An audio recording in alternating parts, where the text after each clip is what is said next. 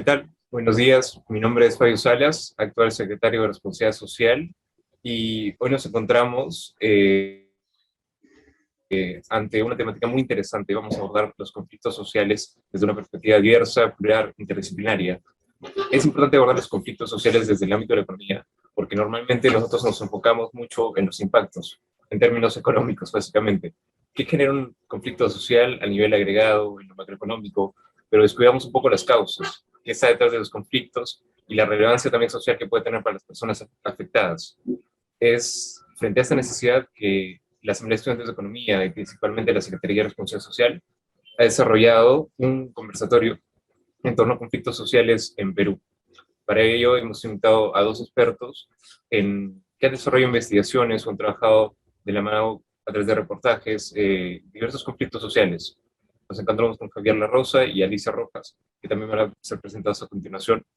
Resaltar también la importancia de hacer este tipo de eventos, de generar estos espacios para que los estudiantes dialoguen con diversas perspectivas, puedan ahondar el análisis que ya de por sí reciben como la formación de economistas y seguir vinculando la especialidad de economía de la católica con la realidad social peruana, que es nuestro objetivo principal. Dicho esto, quiero darle el pase a la principal organización organizadora junto a Milagros Omení y Diana Barrueta, ambas voluntarias de la Secretaría de Desarrollo Social, y desear que puedan también compartir este conversatorio y difundirlo a todos aquel que esté interesado. Entonces, pasamos contigo, Diana. Muchas gracias. Gracias, Fabio. Bueno, es verdad. A inicios del 2021, diversas instituciones proyectaban un incremento de la conflictividad social en múltiples países, y Perú no fue la excepción, ¿no? El trauma social por la pandemia del COVID, la incertidumbre sobre el acceso a las vacunas y la lenta recuperación de las crisis económicas se relacionan fuertemente con el estallido de conflictos sociales. La situación, ya de por sí problemática, empeoraría por el conflicto bélico entre Rusia y Ucrania, lo que trajo las economías mundiales y, dada su estructura comercial y amplia presencia en mercados internacionales clave, presionó al alza de los precios de diferentes insumos necesarios para la agricultura del Perú, entre ellos los fertilizantes, afectando principalmente a las poblaciones más vulnerables. De hecho, los agricultores han visto su producción caer por la falta de importación de fertilizantes, además de ser el Perú un país no industrializado que pueda crear el propio suyo, ¿no? Sin ser ajenos al problema, los transportistas también son otro sector que ha mostrado su incomodidad ante la subida de precio del petróleo. Esta incomodidad se extiende hasta otros usuarios, como son los que hacen uso del servicio de transporte, el público general, que también han visto afectados sus bolsillos ante la subida de los costos de los pasajes, ¿no? Entonces, es claro que esta tormenta perfecta, desde la pandemia hasta la desconfianza creada por el mismo gobierno por su mala praxis en la gestión pública, han agudizado la crisis económica, incrementando la inflación, la canasta básica y gastos de los consumidores, creando así una percepción negativa hacia el futuro, eh, desde la perspectiva de los peruanos. Ahora bien, un conflicto social no puede ser abordado desde una única perspectiva. He ahí la necesidad de crear espacios de diálogo para analizarlos comprensivamente. Hoy abordaremos el tema de conflictos sociales y el caso reciente del conflicto en Las Bambas, con el fin de entender la efectividad tanto de los manifestantes y de los intentos de soluciones que se dan desde el Estado. Para profundizar en el tema, nos acompañan dos notables ponentes. El primero, Javier La Rosa Calle, abogado especializado en temas de acceso a la justicia, resolución de conflictos territoriales y ambientales, profesor del Departamento Académico de Derecho en el curso de Teoría del Conflicto y Mecanismos de Solución, así como Negociación y Conciliación. También es profesor en la Escuela de Gobierno y Políticas Públicas de nuestro alma mater, de la Católica, y en el curso de Resolución de Conflictos y Construcción de Consensos. Se ha desempeñado en importante organización especializada en reformas judiciales y políticas públicas. Cuenta con experiencia profesional en reformas judiciales y acceso a la justicia de derechos a los pueblos indígenas. Okay. Y en el caso de nuestra segunda ponente, es nuestra licenciada Alicia Rojas, en periodismo, igualmente por la Pontificia Universidad Católica del Perú, y redactora en la Selección Política. Bueno, antes de ingresar al comercio, escribió a medios peruanos y mexicanos. El 2017 ganó junto a colegas de este diario un reconocimiento del Grupo de Diarios de América. Bueno, sin más, estimado profesor Javier, como se mencionó, hay diferentes maneras de entender los conflictos sociales. ¿Nos podría explicar cómo definiría usted un conflicto social, que lo causa, cuánto normalmente debería de durar o cuando se encuentra en la fase de crisis y qué importancia juega la capacidad del Estado de poder gestionar estos conflictos? Bueno, ante todo, quiero agradecer esta invitación de la Asociación de Estudiantes de Economía. Es muy grato poder estar aquí con Alicia Rojas y con ustedes, y me parece muy importante que podamos dar una mirada, como ustedes señalan, multidisciplinaria acerca de los conflictos sociales.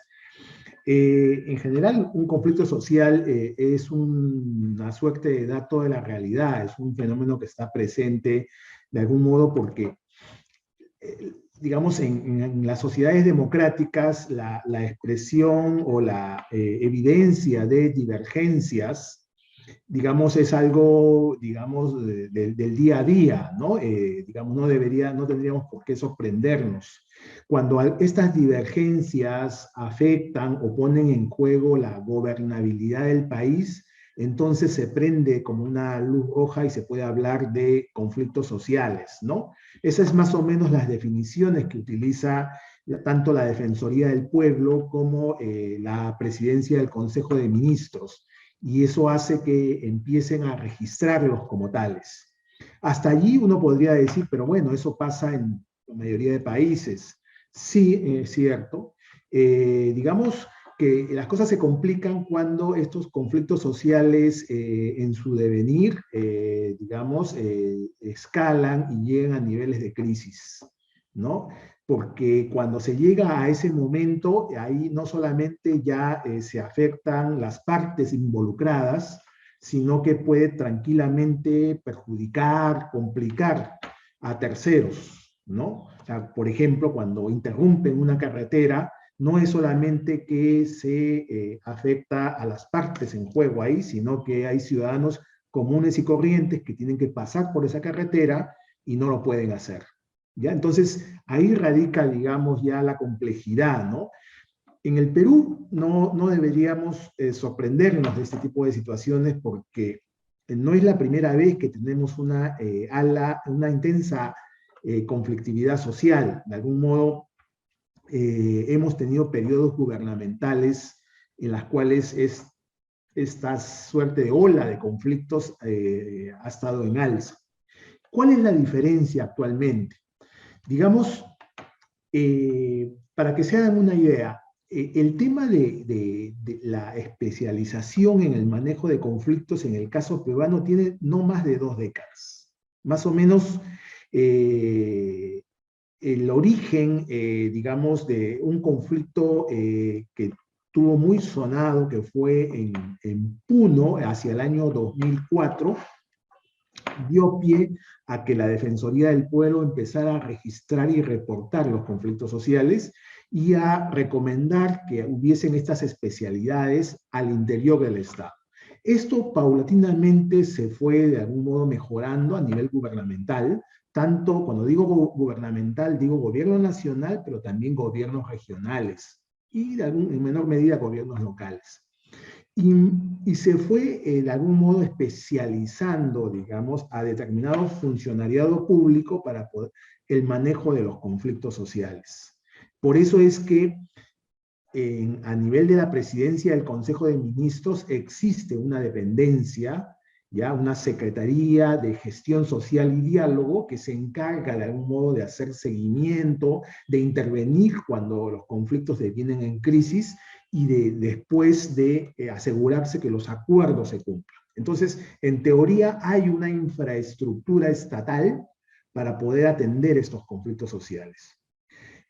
Todo indicaría que si esto es así, entonces no tendríamos que haber llegado a estos niveles como se ha llegado ahora en torno al proyecto Las Bambas o lo que ustedes han mencionado cuando ocurrieron estos sucesos bastante violentos en Huancayo, ¿no? Sin embargo, han pasado las cosas de este modo. ¿Qué ha ocurrido? Allí yo quisiera agregar a estos elementos que se señaló al inicio como un escenario de conflictividad que iba a ocurrir post pandemia o por efectos de la guerra. Creo que hay acá una directa responsabilidad del gobierno. Cuando digo gobierno me refiero no solamente al gobierno central, sino también a los gobiernos subnacionales, ¿no? Gobierno regional, básicamente, pero también los gobiernos municipales. Obviamente, principalmente es el gobierno nacional, ¿no? El gobierno nacional, la actual administración, creo que dio algunas señales que fueron equivocadas y que crearon sobreexpectativas, ¿ya? Entonces, allí uno puede identificar un problema de gestión de los conflictos sociales. ¿Ya? Digamos, estas unidades especializadas que hay en el Estado, que mencionaba que hay en la presidencia del Consejo de Ministros, digamos, lo que básicamente centran su foco de trabajo en lo que es la gestión de los conflictos, donde, para decirlo de manera sencilla, resumida, se trata de cómo logran hacer coordinar los distintos sectores estatales para poder dar atención a las demandas que hay en torno a los conflictos sociales. Por lo general, estos conflictos sociales plantean demandas que implican que diversos sectores intervengan. Entonces, el ente que tiene que gestionar eso, digamos, está en la PCM, ¿ya? Y hacer que esto funcione y que se puedan atender oportunamente, a tiempo. Bueno, ¿qué pasa si todo esto se desmonta? ¿Qué pasa si esto de algún modo se deja de lado? Entonces ahí va a haber un problema, ¿no? Y va a haber un desorden ahí. Y es más o menos la secuencia de lo que ha pasado, digamos, en los últimos meses, ¿ya? Este gobierno dio la sensación al inicio, cuando recién empezó, que de algún modo se podía manejar los conflictos sociales incluso de manera personalizada, ¿ya? Y quiero poner el ejemplo del entonces premier Guido Bellido, a propósito del conflicto Las Bambas, ingresando a una de las comunidades, él a caballo, con un grupo ahí de funcionarios, ya dando la sensación de que él era el personaje del gobierno que podía resolver por sí solo las demandas que ahí se planteaban. ¿Ya? Esa forma de mirar, de abordar, digamos, esta situación conflictiva marcaba un pésimo precedente, que de algún modo ha venido influyendo en las sucesivas gestiones y cómo se ha entendido esto, ¿no? En general, no era recomendable que la máxima autoridad del gobierno, después del presidente de la República, se involucrara de un modo tan directo. Para eso se supone que habían funcionarios con poder de decisión, funcionarios especializados, que podían atender a esa situación. Sin embargo, por diversas razones que algún día se sabrán, se manejó de este modo. Eso ha contaminado, digamos, las siguientes secuencias y en los últimos meses ya con el premier Aníbal Torres hemos a eso agregado un tremendo desorden, ¿no? Desorden que se origina porque había una falta de pericia, digamos, estatal, o sea, el personal especializado prácticamente fue retirado de las instancias estatales y entonces la consecuencia ha sido este desorden, esta suerte de anarquía en el cual básicamente lo que hacen actualmente estas unidades del gobierno es reproducir mecánicamente una metodología que es una suerte de ensayo y error. Cuando digo esa metodología me refiero a la mesa de diálogo, ¿no? Esas mesas de diálogo que se suelen estar convocando frecuentemente y que en el fondo no resuelven ya, ¿no? Da la impresión que esta metodología está como ya agotada porque, digamos, ha sido de algún modo sobreutilizada, ¿no? Si bien es cierto, en estos momentos, en el caso del conflicto en torno al proyecto de las Bambas, sabemos por las noticias que habría una suerte de tregua, ¿no? Que ayer se habría suscrito. Eso, de algún modo, por las experiencias que hemos tenido en los últimos años, sabemos que es una suerte de paliativo, ¿no? Eso no va a resolver el tema de fondo, ¿ya? Además, cabe señalar, no es que haya un tema de fondo, ¿no? Hay diversas demandas. Cada comunidad tiene, digamos, una serie de planteamientos que requieren ser atendidos. Y si uno mira todo lo que se denomina el corredor minero, uno encuentra que va, a su vez, eso va a arrastrar a otros colectivos, ¿no? O sea, porque si bien se atiende a las que están en las zonas de influencia directa, luego tenemos a otras comunidades que se sienten con el derecho también a decir, y a nosotros, ¿por qué no también nos dan el mismo beneficio? Entonces, esto es algo que tiende todavía a demorarse. Creo que vamos a tener todavía mucho que decir sobre esto al respecto, ¿no? Me quiero detener ahí para luego poder seguir más adelante. Sí, gracias. Bueno, de verdad ha sido perfecto lo que usted ha mencionado y es verdad, ¿no? Existe bastante desorden no solamente en estos cargos, ¿no?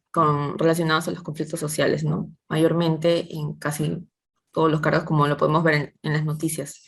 Y justamente con lo que usted acaba de mencionar, nuestro siguiente invitado, Sebastián Santillán, tiene una pregunta relacionada. Eh, bueno, Sebastián, te doy el pase. Eh, Buenos días a todos, me presento, mi nombre es Sebastián. Actualmente yo estoy cursando el 9º ciclo de Ingeniería Industrial en la Universidad de Lima. ¿Por qué me interesa este tema? Porque uno de mis objetivos siempre ha sido poder trabajar en una empresa minera. Y también me gustaría entender más que solo temas operacionales, también ver temas de conflictos sociales como lo que estamos viendo ahorita, ¿no? Mi pregunta es, enfatizando en la reciente acta de acuerdo, en la cual han acordado y otorgado una tregua de 30 días, ¿quiénes son los responsables legales de crear esta acta? ¿Y por qué la tregua dura solo 30 días y no hay una solución definida?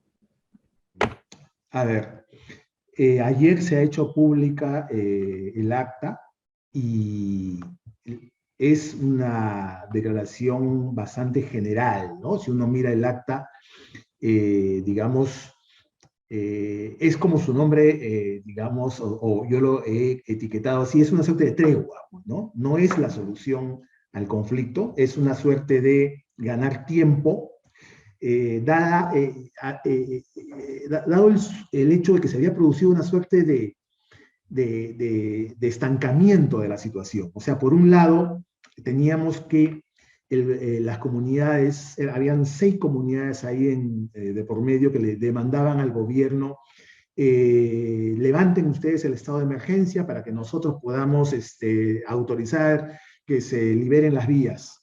¿Ya? Y el gobierno que no quería ceder al inicio. Entonces, se ha producido una suerte de salir de ese suerte de estancamiento, se ha producido un desempate de algún modo, pero un desempate, yo diría, bastante tibio, ¿no? Porque lo que dice el acta es que el gobierno se compromete a instalar en los próximos días una nueva mesa que va a revisar lo que cada comunidad plantea, que tienen demandas diferentes, ¿ya? Y que sobre esa base, en 30 días, además señala incluso una fecha que se van a volver a reunir, ya revisarán que esto se cumpla.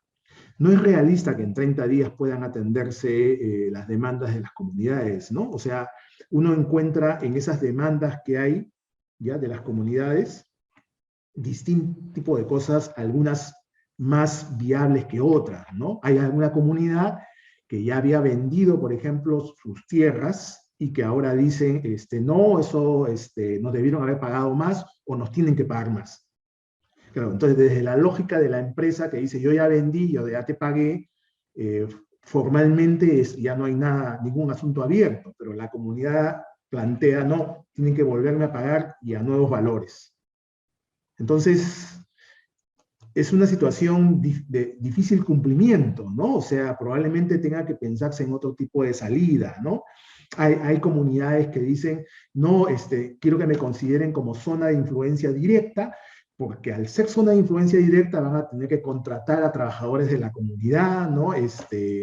Y eso, con los beneficios que eso significa, si la empresa cede en eso, va a generar que luego otras comunidades digan, nosotros también queremos ser zona de influencia directa, y entonces es un momento en el cual ya se va extendiendo y desnaturalizando, desvirtuando esto. Lo cierto es que aquí digamos, hay un manejo igual todavía desordenado.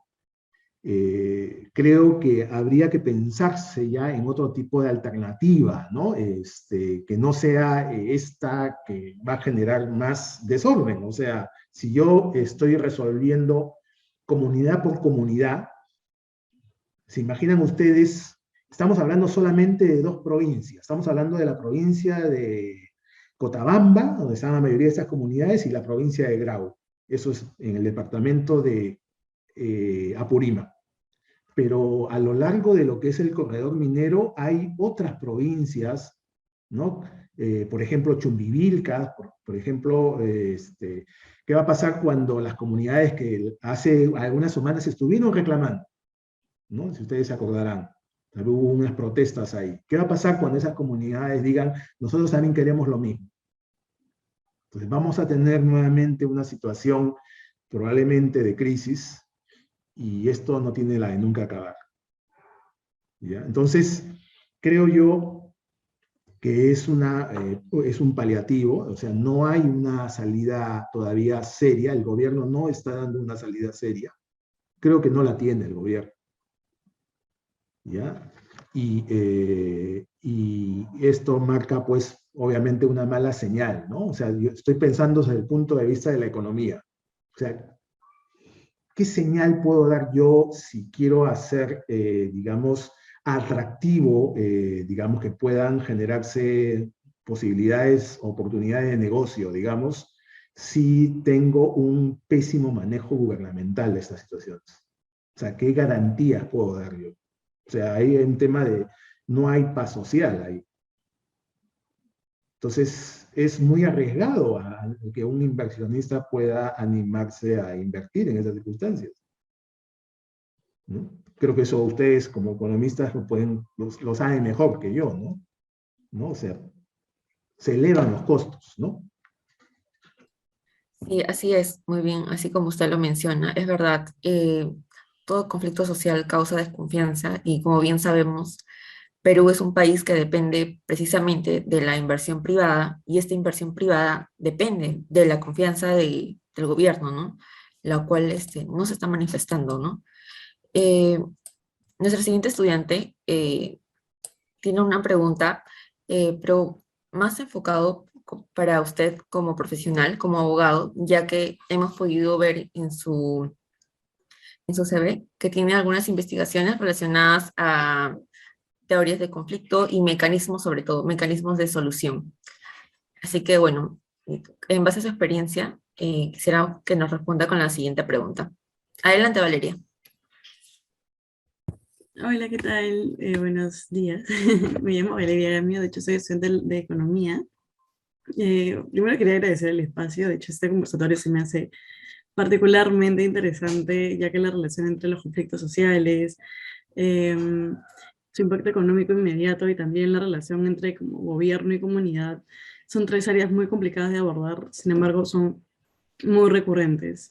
Pero su manejo también a lo largo del tiempo en promedio ha sido, o mejor dicho, no necesariamente ha sido reflejado como el más adecuado, ¿no? Entonces por eso también tenía una pregunta. De hecho, el enfoque que ha mantenido el actual gobierno ha sido manejar justamente los conflictos sociales a través de los consejos de ministros descentralizados. O sea, que se está gestionando el conflicto con diferentes grupos sociales, con los altos funcionarios de alto rango. De hecho, ese enfoque permite tener un espacio para dialogar directamente con los actores, es decir, con los ministros. Sin embargo, en la práctica se ha convertido en espacios políticos que no apuntan necesariamente a una resolución clara de este, ¿no? Entonces, ¿cómo consideraría usted que se deben enfrentar estos conflictos, ¿no? O sea, ¿qué decisiones o qué acciones deben adoptar los actores, o sea, el Estado, la empresa, la comunidad, en general la sociedad, para poder afrontar adecuadamente esta conflictividad social? Bueno, gracias Valeria. Es una pregunta difícil, ¿ya? La verdad es que si uno tuviese a veces las recetas en estas cosas, creo que muchos imagino que no estaríamos ahí de repente, ¿no? Pero a ver, yo creo que una de las primeras cosas que tiene que preservarse desde el lado gubernamental es que haya una suerte de línea de continuidad, ¿ya? No es que cuando se produce un cambio de administración gubernamental, todo haya que empezar de cero, ¿ya? Como si fuese, digamos, una nueva era, una nueva etapa, ¿ya? Desde el punto de vista del ciudadano, ¿ya? Y sobre todo del ciudadano que está en zonas rurales, en comunidades, digamos, esa explicación de que ahora ha entrado otro ministro, otro funcionario, no es suficiente para poder, digamos, hacer que la demanda que tiene, voy a esperar a que ese funcionario se instale, para que ese funcionario estudie lo anterior. No, la demanda, y muchas veces son demandas urgentes, válidas, ¿ya? Entonces, en general, un problema de los países latinoamericanos, creo yo, y en el Perú se aprecia eso, es que cada vez que entra un gobierno, cambian todo de nuevo. Eso se ha notado mucho más cuando ingresó la actual administración gubernamental, ¿no? Y creo que los medios de comunicación han dado cuenta de los cambios que han habido de funcionarios en sectores claves, ¿ya? Y eso ha implicado que en muchas cosas el Estado se paralice. En toma de decisiones se han paralizado. O sea, si ya teníamos problemas antes, por el tema de la pandemia que ustedes mencionaban, agreguen a eso que estoy de algún modo descapitalizando el manejo gubernamental en sectores estratégicos, ¿no? Un sector, en este caso de las Bambas, del conflicto en torno al proyecto de las Bambas, era el sector de energía y minas, por ejemplo, que pertenece a ese sector, que ha sido uno de los ministerios más vapuleados, donde ha habido una suerte de rotación de personal, se ha descapitalizado ese ministerio. Uno puede a veces discrepar con las cosas que pueden hacer allí o que hacían allí, pero ahí había un funcionariado con experiencia. Bueno, prácticamente lo eliminaron. ¿Ya?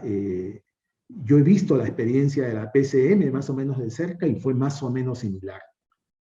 Entonces, creo que ahí hay un problema, ¿no? Entonces ha habido un corte. Quien ha ingresado, no solamente, había creo un problema también de incapacidad allí, ¿no?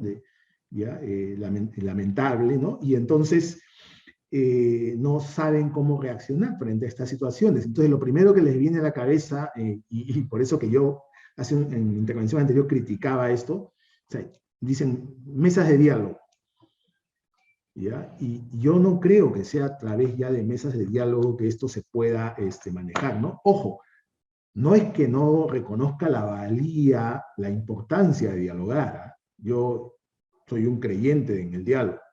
A lo que voy es como metodología de trabajo.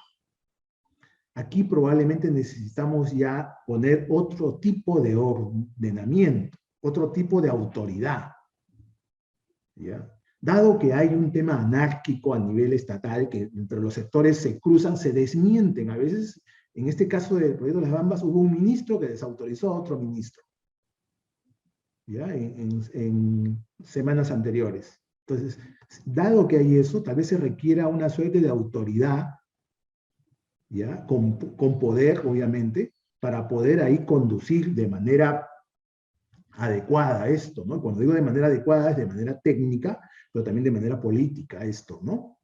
Una suerte de interlocutor al cual las comunidades que están ahí y otras que van a salir surgiendo reconozcan como un interlocutor válido con capacidad ejecutiva que pueda decidir. Alguien que además pueda relacionarse con más facilidad con los gobiernos regionales, en este caso de Apurímac, de Cusco, o los gobiernos municipales que están ahí.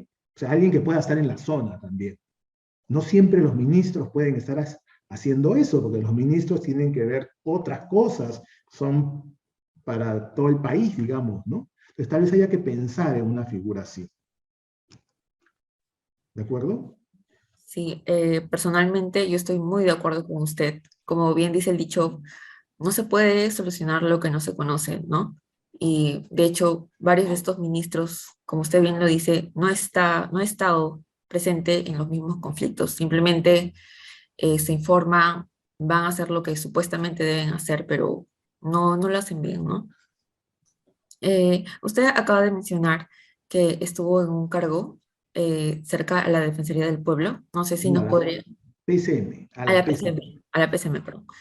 No sé si nos podría comentar un poco, más o menos, cuáles han sido sus funciones, qué ha podido percatar, ¿no? Yo estuve algunos meses en la gestión de la Premier Mirta Vázquez, y justamente me tocó por eso ver este tema de los conflictos sociales. Fue uno de los temas por los cuales yo estuve ahí y donde de algún modo buscamos reforzar la Secretaría de Gestión Social y Diálogo, ¿no? Y poner a personas que tuviesen esas capacidades, ¿no? Lamentablemente ese personal apenas renunció la ministra Mirta Vázquez, también retiraron a ese personal, y ingresaron, digamos, activistas y militantes del partido de gobierno, ¿no?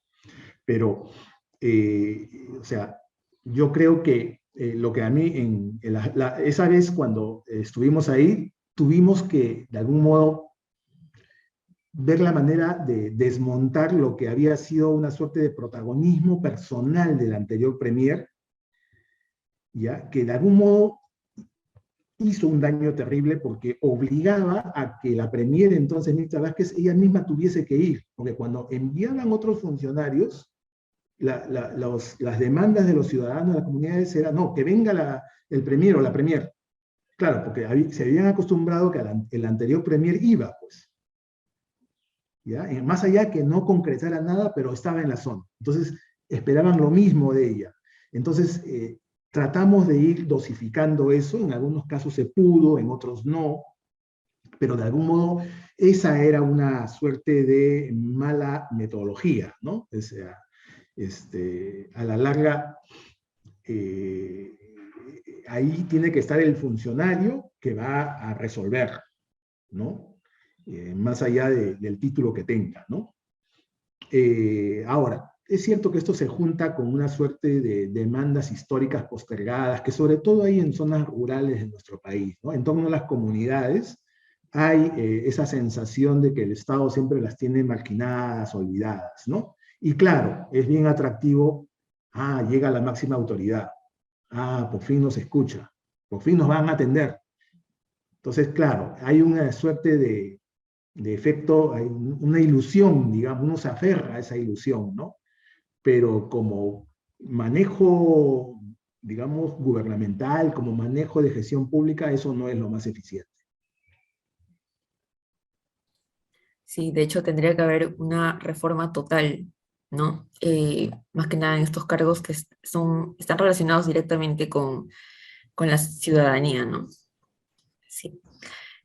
Bueno, profesor, muchas gracias por la información que nos ha brindado. Todavía no hemos terminado, por si acaso. Igual nos gustaría que nos responda otras preguntas más adelante, preguntas más generales. Y bueno, pasamos a la siguiente sección con nuestra siguiente invitada, Alicia Rojas, quien desde su experiencia como periodista y reportera nos puede resolver algunas dudas y también, ¿por qué no?, comentarnos no sé, alguna situación específica, eh, hechos que ha podido observar, que de repente no se dicen, ¿no?, en las noticias. Eh, Buenos días, Alicia. Quizás nos puedes comentar un poco, por favor, de tu experiencia cerca de los conflictos sociales. Sí, Viviana, muchas gracias. También gracias en general a toda la asamblea. Es una oportunidad, creo, muy grata para poder compartir con ustedes este tipo de situaciones que se dan en el país, y que es importante que desde la universidad empecemos a razonar sobre eso y veamos también un enfoque multidisciplinario, ¿no?, a estas situaciones. Y me parece, y aliento mucho a que hagan este tipo de conversatorios para poder abordarlos de esa forma. Tengo una presentación porque me habían pedido algunas imágenes, no sé si lo puedo compartir. Bueno, yo voy a conversar un poco sobre, un poco más de mi experiencia que ha sido con la cobertura periodística de los conflictos sociales, en este caso específico de la situación que que ocurre en general desde hace varios años en Las Bambas. Esta es la foto que tuvimos ayer, una en la que se llegó a, como mencionó Javier, a una tregua, que es más una situación que aminora la conflictividad en este momento, pero que hemos visto desde que se ha cubierto conflictos sociales, que soluciones así pues finalmente pueden tener luego algún tipo de escalamiento, repercusión mayor, si es que no son seguidas y atendidas a lo largo del tiempo. Ay, creo que sí, ya.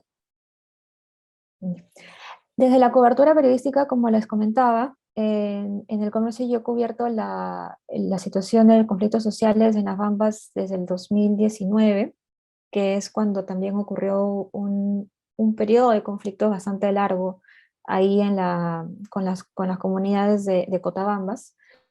Y desde la cobertura periodística yo también quiero plantearles estas preguntas, ¿no? ¿Qué situaciones se observaron? ¿Cuál es el impacto de la conflictividad en los actores que están involucrados? Que hablemos de tres actores, ¿no?, identificables en este momento, que son las comunidades, el Estado y la empresa minera. ¿Y qué conclusiones también podemos obtener de cómo se ha desarrollado este conflicto? Esto desde mi experiencia de cobertura, ¿no?, que quiero compartir con ustedes. En primer lugar, hay situaciones que es importante tener en cuenta al momento también en que abordamos la información que tenemos y cómo ha ocurrido ahora para el conflicto actual, ¿no? En primer lugar, advertimos que hay un esfuerzo, por lo menos, en que se eviten fatalidades precedentes que han ocurrido específicamente en el contexto de este conflicto, ¿no? Yo me estoy refiriendo aquí a lo que ocurrió en el 2015 y en el 2016, cuando hubo muertes precisamente por enfrentamiento entre comunidades y la policía que estaban en esta zona alrededor de Las Bambas. Entonces estamos hablando de un proyecto que ha tenido precedentes violentos. Entonces lo que ahora se tiene que generar es precisamente esta comunicación de paz, ¿no? Y siempre escuchar, eso es algo muy importante que siempre los periodistas recargamos y tenemos muy presente en su trabajo, que es escuchar a todos los actores que están involucrados en un conflicto y en este caso específico en el tema de Las Bambas. La segunda situación que también vemos es que es importante que se hable de una gestión social, es decir, un seguimiento de estos acuerdos, porque esto te garantiza una sostenibilidad y la trazabilidad que tiene que haber en la atención de los conflictos, para que precisamente luego de 4 o 5 años o pocos meses no estalle nuevamente una situación así. Entonces, desde el periodismo, por ejemplo, ¿cuál podría ser nuestro planteamiento? También fiscalizar cómo se están dando estos acuerdos, en qué medidas se están cumpliendo o qué brechas aún se mantienen, ¿no? Tenemos en este momento un acta que se firmó ayer entre las comunidades, entre el Estado y entre la empresa. Entonces, de aquí a un tiempo tenemos que preguntarnos, quizás antes de los 30 días, cómo va esta situación de mejoras, es decir, si ha tomado algún tipo ya de acción concreta, se ha instalado alguna gestión o se está emprendiendo alguna gestión social al respecto, para precisamente desde nuestra actividad como periodistas y para informar a la población cómo se encuentra el conflicto, y que no solamente cuando llega en un punto de escalamiento, pues nos remitamos a ver qué cosa es lo que ha pasado, ¿no? Es decir, tenemos que hacer también nosotros un seguimiento informativo de la situación. Y respecto al 2022, a lo que está pasando ahora, hay situaciones que también tenemos que tener en cuenta, ¿no? Es decir, respecto a las comunidades, ¿cuáles son las demandas que ellos tienen? Y confrontar estas demandas con los acuerdos o el cumplimiento de estos compromisos que han tenido con la empresa minera. Hay una situación también que es importante señalar, que es que los compromisos muchas veces que se firman entre la empresa y las comunidades se hacen bajo la confidencialidad. Entonces, a veces es complicado incluso también para nosotros de alguna forma seguirlos porque son muchas veces acuerdos que se suscriben bajo la confidencialidad, entonces no podemos tener un acceso directo a esa información, ¿no? Pero es importante siempre tener esta información clara, ¿no? Es decir, y poner en la real dimensión de estas demandas, es decir, están pidiendo pues, sí, compromisos o acuerdos que ya han tenido algún tipo de solución previa o no tienen algún tipo de atención, ¿no? Entonces, eso también es importante que uno tenga en cuenta al momento de cubrir o de hablar con las comunidades. Y respecto a las posiciones y las declaraciones del gobierno, como lo mencionó también anteriormente Javier, ¿no? Estas declaraciones que hay o que hemos visto, que hemos escuchado de los ministros, por ejemplo, uno de los claros ejemplos que hemos tenido es el primer ministro Aníbal Torres, ¿no? Diciendo en su interpelación que él no quiere ir a las comunidades porque tiene miedo a que lo secuestren. Ese tipo de comunicación también nos da cuenta o nos denota cuál es la atención que desde el Estado le pueden dar a los conflictos cuando no tienen una comunicación asertiva, ¿no? Es decir, desde ese momento eh, no necesariamente se puede agravar la situación, pero dejas un espacio, dejas una brecha a que finalmente las comunidades se cierren en la comunicación, ¿no? Entonces es importante también observar ese tipo de discursos. Y en una nota que publicamos en el Comercio y también un especial multimedia, comentábamos eso, ¿no? O sea, estos discursos disparejos que había entre el gabinete, por un lado, un ministro diciendo que proponía una paz social y de otro lado, ministros que más bien indicaban que les daban un plazo inmediato antes de una intervención policial a las comunidades, ¿no? Entonces, ese tipo de desorden también se ha advertido en la cobertura que hemos hecho durante estas semanas del conflicto, ¿no? De otro lado, lo que les mencionaba, ¿no? El Estado de Derecho, ¿no? Restablecer el orden, que es lo que se tenía también que hacer, porque son comunidades que habían invadido propiedad privada. Entonces, ese es un enfoque que también no podemos dejar de tener en cuenta al momento de ver la integridad del conflicto, ¿no? Y finalmente otra situación que es el estado de emergencia y la exigencia de las comunidades, que ha sido reiterativo, ¿no? Desde el 27 de abril en que se dicta este estado de emergencia, las comunidades se cerraron en el diálogo sin que previamente no se levante ese estado de emergencia.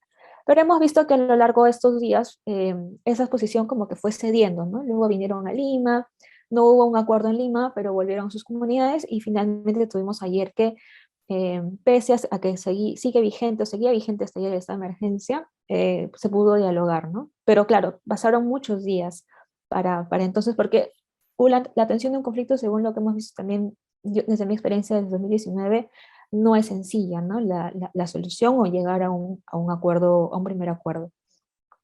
Esta es una foto de la comunidad de Huancuire cuando estuvo en el Tajo Chalcobamba, que es el segundo tajo que la minera tiene para explotar. Son 3 tajos. El primero es Ferrobamba, que es donde actualmente hacen la explotación, y ese es el segundo tajo, ¿no? Entonces, Huancuire fue una de las 6 comunidades que se unió en esta paralización y fue una de las comunidades que invadió esta zona del Tajo Chalcobamba. Luego hay que tomar también en cuenta el impacto, ¿no? El impacto hay que también verlo desde los 3 espacios.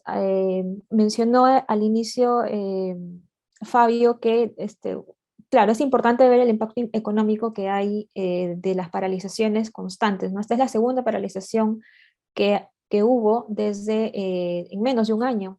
hemos tenido 2 paralizaciones, una en diciembre y una ahora que empezó el 20 de abril. Entonces, el impacto económico no podemos dejarlo de tener en cuenta, porque eso también es un presente, como mencionó Javier, para lo que puede venir después, ¿no? Es decir, qué imagen se está dando sobre la garantía que se puede dar desde el Estado hacia los proyectos o las inversiones privadas que se necesitan en el país. De otro lado, desde las comunidades, ¿no? ¿Cuál es el impacto que esto tiene a sus objetivos? El objetivo principal de ellos, ¿cuál era, no? De todas las comunidades hay que también entender que los objetivos no son los mismos. Cada una de las comunidades que se unió de una forma, tuvo una alianza en este conflicto, tenía objetivos diferentes. Entonces, es importante también entender el impacto que tiene ese conflicto en los objetivos específicos de cada una de las comunidades. Huancuire, por ejemplo, lo que demandaba desde un inicio era que se lleve de otra forma el proceso de consulta previa porque consideraban que no se había llevado de la manera correcta. Fuera Bamba, más bien tenía el objetivo de que se aclare este compromiso de la compra de 180 hectáreas que había, según comentaban, quedado pendiente, ¿no? Entonces, y las otras 2 comunidades, Chile y Chuajere, también tenían otras demandas, ¿no? Y de otro lado también el impacto hacia el Estado, a la institucionalidad del gobierno y a lo que, y cómo es que desde el manejo de este conflicto, cómo vemos ahora al gobierno, al aparato estatal, que en este caso recae en el Ejecutivo, ¿no? Es decir, qué señales nos han dado de atención a conflictos y también con sus mensajes y con sus omisiones, qué es lo que podemos entender sobre si tienen un correcto manejo o no de esta conflictividad. Y finalmente, como conclusiones, yo planteo esto, ¿no? Que es importante como profesionales, también ustedes cuando ya quizás lo vean desde un enfoque más profesional, la conflictividad, las conclusiones que yo les sugeriría que hay que tener en cuenta desde mi trabajo como periodista es tener en cuenta la revisión de la cronología. Al ser un conflicto que ha tenido distintos actores y ha tenido también distintos hechos a lo largo de los años desde que empezó la explotación, desde que llegó la minera, hay que tener en cuenta cuáles han sido estos cambios en la cronología para poder entender por qué se llega a este punto o por qué se puede llegar a otro punto más adelante. De otro lado, también lo que mencionaron, es importante que haya un interlocutor identificable desde el gobierno, desde el Estado. Porque sin un interlocutor, también nosotros como periodistas no podemos tener una facilitación de la información. Es decir, ¿a quién acudimos o a quién podríamos acudir si no sabemos quién es el ministro, ministra o viceministra encargado de la interlocución en el conflicto? Hubo mensajes desordenados porque vimos de un momento al ministro de Comercio Exterior, luego vimos al ex ministro de Economía diciendo que no le dejaban subir o que no sabía qué hacía el otro ministro allí. Y recién en esta semana vimos que se creó una comisión de trabajo para precisamente facilitar el diálogo, liderado por la nueva ministra de Energía y Minas. Entonces, vemos que recién se pudo clarificar, ¿no?, quién tenía este rol finalmente de interlocutor. Y para nosotros como facilitadores finalmente de información también es importante, porque ¿cómo podemos llegar a información certera si no tenemos una persona desde el gobierno que nos diga la posición, ¿no?, que nos explique qué es lo que está pasando, y para poder transmitir esta información también a los lectores y en general a toda la ciudadanía? Y finalmente, hay que entender también cómo se da la negociación y cuál es el poder de decisión que tienen los ministros o ministras que acuden a estas mesas de diálogo que se suelen armar una vez que generalmente hemos visto que una vez que escala el conflicto siempre piden, ¿no?, que vaya un ministro o ministra o incluso piden al presidente a veces, ¿no? El presidente, o sea, es bien difícil, ¿no? O sea, no es recomendable tampoco que él vaya a atender directamente un conflicto, ¿no? Entonces, otra cuestión que hay que ver es cuál es el poder de decisión que tienen estos ministros encargados al momento de ir a una zona de conflicto y cómo pueden resolver, o si es que tienen de verdad ese poder de decisión para poder tener, o para poder decirles o darles alguna solución, ¿no?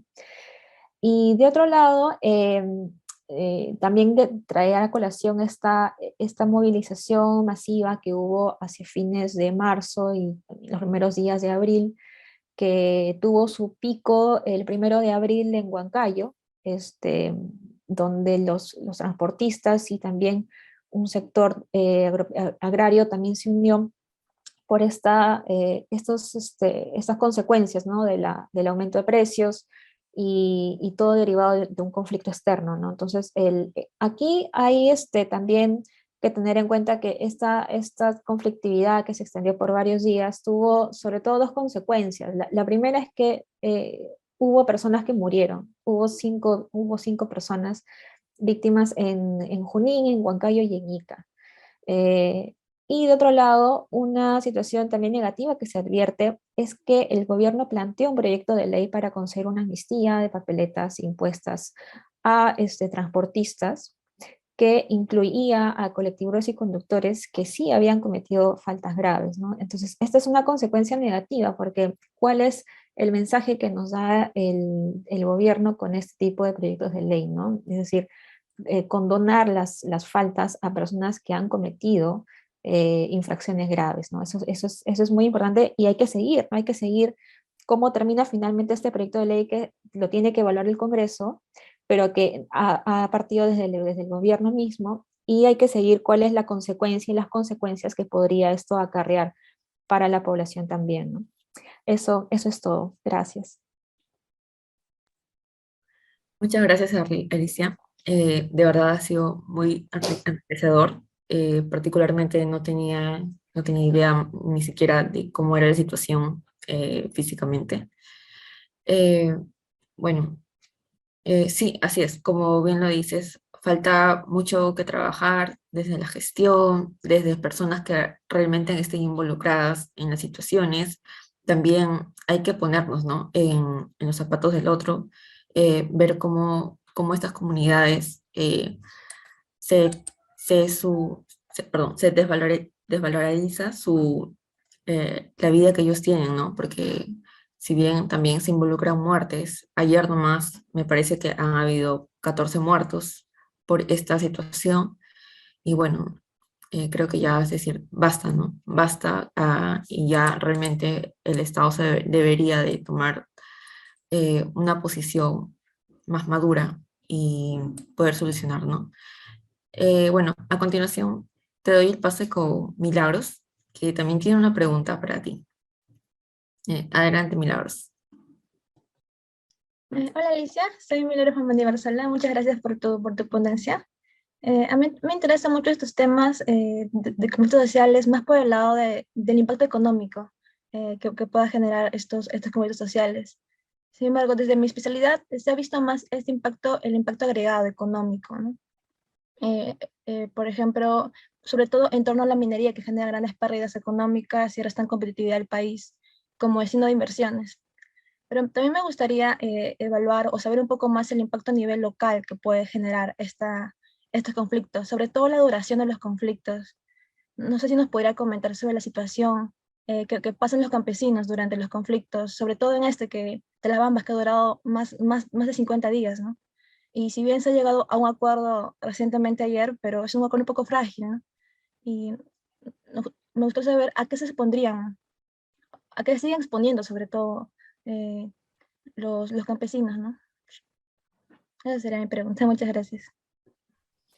Sí, Milagros. Bueno, el impacto también es hacia la región, o sea, no hay que dejar de lado que hay un impacto económico también en rentas, ¿no? Es decir, estos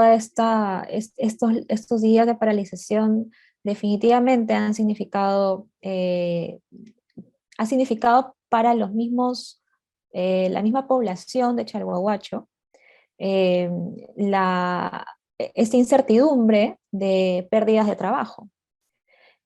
Porque muchas empresas que se han conformado en este distrito precisamente a partir de esta expectativa de tener un gran proyecto minero en la zona.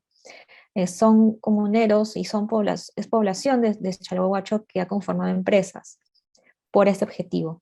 Entonces, no podemos dejar de lado a quienes se unen a la manifestación, pero también este otro efecto colateral hacia las empresas formadas en el distrito, ¿no? Entonces, estos días de paralización también han sido un impacto para la población misma de Chalhuahuacho. Y eso es importante tener en cuenta porque, claro, siempre identificamos los tres principales actores, pero tenemos que ver también qué otras situaciones se pueden advertir y pueden ser consecuencia de una conflictividad tan larga, ¿no? Que son 51 días que ha estado paralizada la operación minera. Y respecto bueno, a la situación de las comunidades, bueno, sí, o sea, la forma en la que se ha visto que tienen de protesta es más que un bloqueo de carreteras que ya no, desde en el 2019 fue particular, ¿no? Porque más que bloquear una carretera, una vía con piedras, llantas y tener esta vía cortada, lo que optaron por hacer era colocar pequeñas chozas alrededor de la vía, ¿no? Entonces, claro, ellos decían, nosotros no estamos bloqueando, estamos impidiendo el paso por acá de los vehículos de la minera. Porque, bueno, no estaban poniendo bloques en la pista, pero estaban a los alrededores instalados, ¿no? Entonces la población se turnaba para ir ahí, volver a Nueva Fuerabamba y otra vez volvía a estas carpas. Y ahora, bueno, hemos visto más o menos una situación similar, ¿no? O sea, han invadido en zonas también privadas y han instalado también, bueno, algunas carpas, ¿no? Entonces, también se expone a una situación, sobre todo en que ya al ser comunidades que están, o sea, personas que están invadiendo una propiedad privada, la principal exposición es a una represión, ¿no? O sea, eh, y sobre todo cuando ya estaba rigiendo un estado de emergencia. Entonces, claro, desde el gobierno siempre había esta como amenaza, ¿no? De ya vamos a intervenir, ya vamos a ir, ya vamos a desalojar. Entonces, la principal vulnerabilidad a la que se estarían exponiendo es precisamente a que hay una represión, hay un enfrentamiento y que de esa represión pues hayan saldos lamentables, ¿no? Entonces, creo que también es un poco que se ha tratado de evitar llegar a esa situación y menos mal, porque en realidad eso no es esperable, ¿no? Es decir, que prime siempre el diálogo de todas formas. Pero es una exposición a la que pueden estar, ¿no? O sea, ha ocurrido en el 2015, ocurrió en el 2016. Entonces, es tal vez una situación que no se puede volver a repetir. Eh, es cierto, como has mencionado, no se debería, ¿no?, de repetir este tipo de situaciones, mucho menos lamentar muertes. Bueno, hay otra pregunta de un estudiante de Derecho, que esta pregunta sí es más enfatizada al caso de las Bambas. Y bueno, y después de eso esperamos su respuesta a la pregunta de Fabio. Y con eso terminaríamos. Adelante, Arnold. Sí, hola, buenas. Muy interesante la comparación que hace. Eh, Muy clara la presentación también. Mi pregunta aborda el tema del conflicto sobre las Bambas, que, bueno, está a cargo de la PCM, ¿no? Y también pues, está correlacionado con el conflicto del paro de transportistas, ¿no?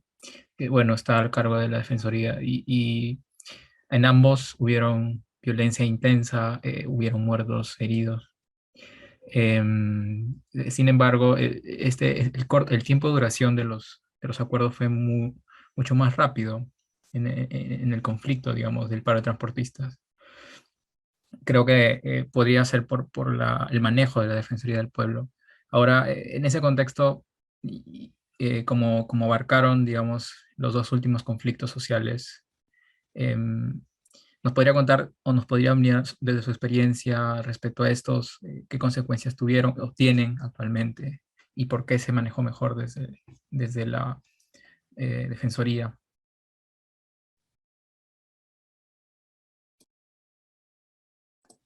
Muchas gracias. Es para Alicia. Ok, Arnold. Bueno, lo que pasó con el conflicto de transportistas es que a partir de que estallaron estas manifestaciones, sobre todo en Huancayo, la respuesta más bien del gobierno fue trasladar una comitiva, o sea, trasladar a todos los ministros a la ciudad. Lo que no ha sido, es decir, el diálogo que puede haber con la población de manera más cercana, eso en sí no es algo negativo. Lo que se ha advertido es que eh, este tipo de espacios luego ha derivado en diálogos más políticos que de políticas de Estado, que es un consejo de ministros donde se tiene que abordar ese tipo de propuestas, ¿no? Y además porque luego de estas sesiones de conflicto incluso no hubo actas que se hayan firmado. Es decir, ¿cómo vamos a hacer un seguimiento de los acuerdos si no hay actas? Hay solamente relatorías. Entonces, ahora tenemos que en el caso de los transportistas se contuvo de alguna forma la conflictividad que veíamos en las calles, que hemos visto en varias regiones, que luego el 5 de abril acá en Lima también hubo manifestaciones, pero ya más enfocadas hacia el gobierno. Em, pero hay que ver si es que estos planteamientos o estas soluciones que ha tenido el gobierno específicamente, por ejemplo, presentar un proyecto de ley para amnistiar a los transportistas, si esto va a tener efectos. O sea, ¿y qué tipo de efectos podría tener? Porque finalmente, si es que no pasan las vallas del Congreso, podrían los transportistas sentirse defraudados y podrían iniciar una nueva movilización para lograr su objetivo, ¿no? Ahora, la propuesta desde el gobierno tampoco es que haya sido la más idónea, porque como había mencionado, en este proyecto de ley se pretende condonar las infracciones a transportistas que han cometido faltas graves.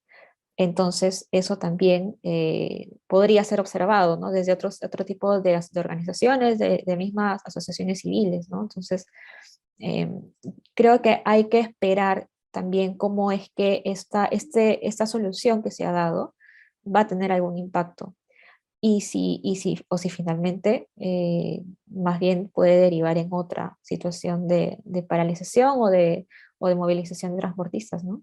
Y respecto al caso de las Bambas, bueno, los conflictos sociales, socioambientales, de lo que se ha podido o hemos podido ver también desde la cobertura, toman suelen tomar cierto tiempo en resolverse, ¿no? Y ahora lo que hemos observado que ha ocurrido y por qué se ha prolongado tanto es porque no había negociadores adecuados para resolver o para atender el diálogo y tampoco había una estrategia claras, ¿no?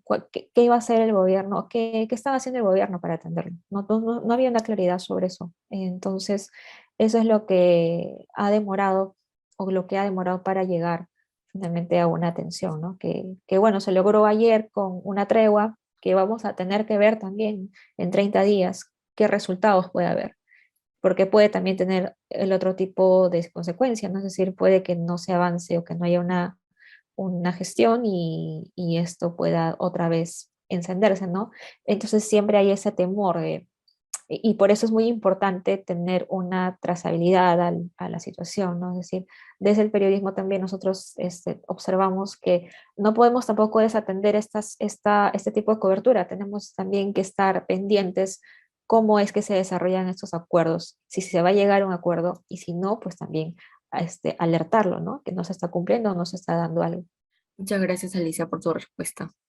Y bueno, como lo mencioné, terminaríamos con la pregunta de Fabio y con eso terminaríamos el conversatorio.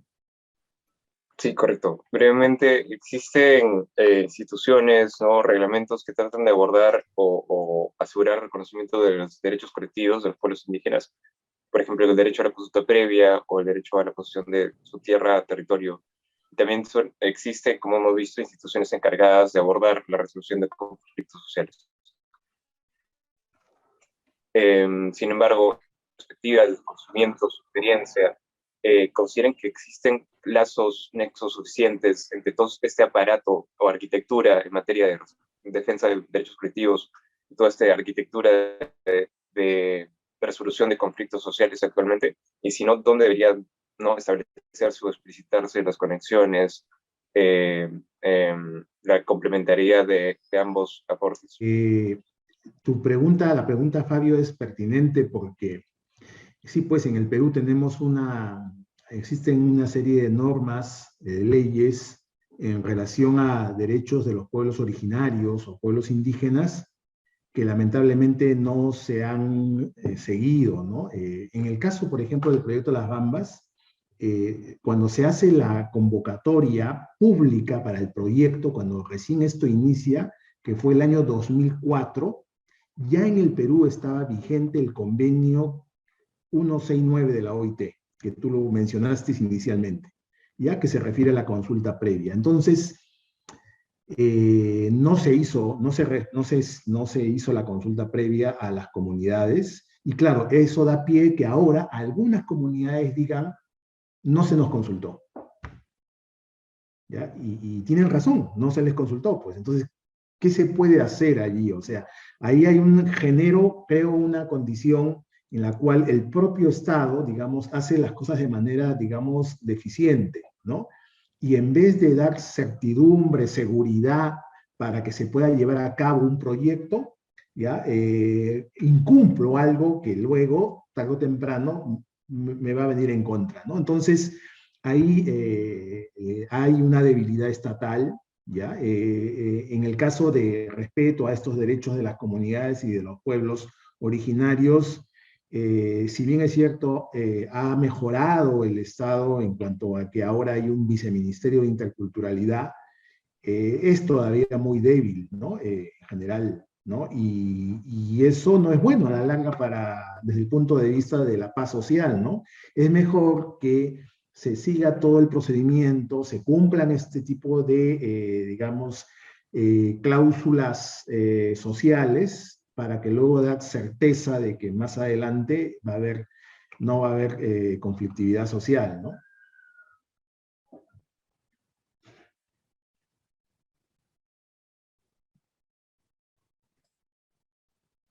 Gracias por tu respuesta, Javier.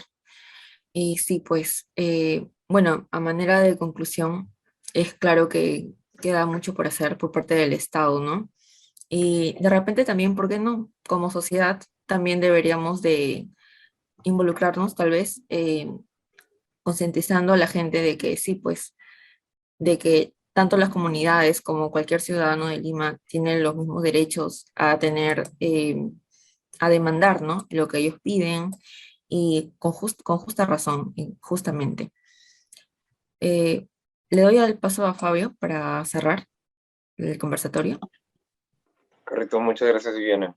Y bueno, la intención, como se mencionó al inicio, era generar un espacio de diálogo donde pudiéramos compartir distintas perspectivas desde nuestra formación académica, experiencia profesional, y dialogar en torno a los conflictos sociales tiene una relevancia muy, muy grande para nuestro país actualmente, pero lo han tenido ya desde muy buen tiempo. Y es importante que también los estudiantes de ciencias sociales, de ciencias naturales, se informen al respecto, puedan construir también argumentos y recurran a distintas fuentes, distintos enfoques, ¿no? Para poder desde la investigación o desde la práctica profesional contribuir a su resolución. Así que agradezco inmensamente a Alicia, a Javier, por acompañarnos en este espacio de diálogo de desarrollo, y espero que también puedan ver la diversa cantidad de actividades que generamos, entrevistas, podcasts, ensayos, artículos, y acompañarnos en siguientes ediciones. Ha sido un gusto, muchas gracias a los expertos, a los participantes, hasta la próxima.